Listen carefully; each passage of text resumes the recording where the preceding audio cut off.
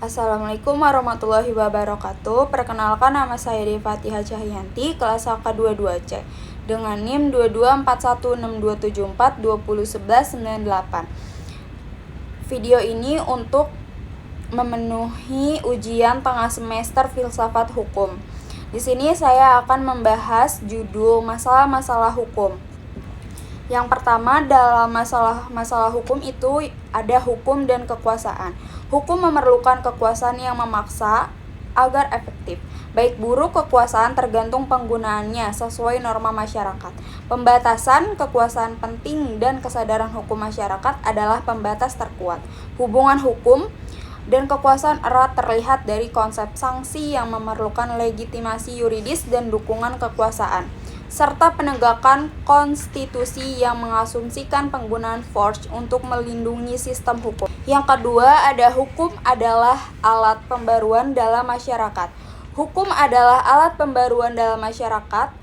Hukum seperti dikemukakan Roy Pond dan dikembangkan Mokhtar Kussumaja sebagai law as a tool of social engineering adalah sarana pembaruan masyarakat agar efektif. Pembentukan hukum, undang-undang, dan jurisprudensi hendaknya sesuai dengan hukum yang hidup, living law, atau mencerminkan norma masyarakat guna mengubah mentalitas tradisional ke modern. Contohnya seperti sertifikasi tanah. Yang ketiga, ada hukum dan nilai-nilai sosial budaya. Hukum dan nilai-nilai sosial budaya itu hukumnya erat kaitannya dengan nilai sosial budaya masyarakat. Hukum yang baik mencerminkan nilai-nilai yang hidup. Indonesia sedang dalam transisi nilai dari tradisional ke modern, menimbulkan persoalan nilai mana yang ditinggalkan dan diganti.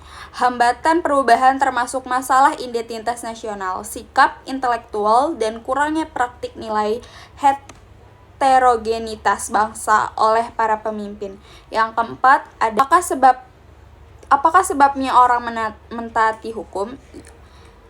Ketaatan hukum dapat ditelaah berdasarkan pembuatannya, yaitu pejabat berwenang atau kesadaran nilai masyarakat. Beberapa teori ketaatan meliputi teori kedaulatan Tuhan, teori perjanjian masyarakat, yang dimana para ahlinya yaitu Grotius, Hobbes, Locke, Rousseau. Yaitu ada teori kedaulatan negara, yaitu ada Kelsen, dan teori kedaulatan hukum, yaitu ada Kreb, yang menekankan kesadaran hukum masyarakat. Yang kelima ada, apakah sebabnya negara berhak menghukum seseorang? Negara berhak menghukum berdasarkan berbagai teori kedaulatan. Teori kedaulatan Tuhan menyatakan negara mewakili Tuhan untuk menjaga ketertiban. Teori perjanjian masyarakat melihat hukuman sebagai wujud otoritas negara atas kehendak masyarakat demi kedamaian.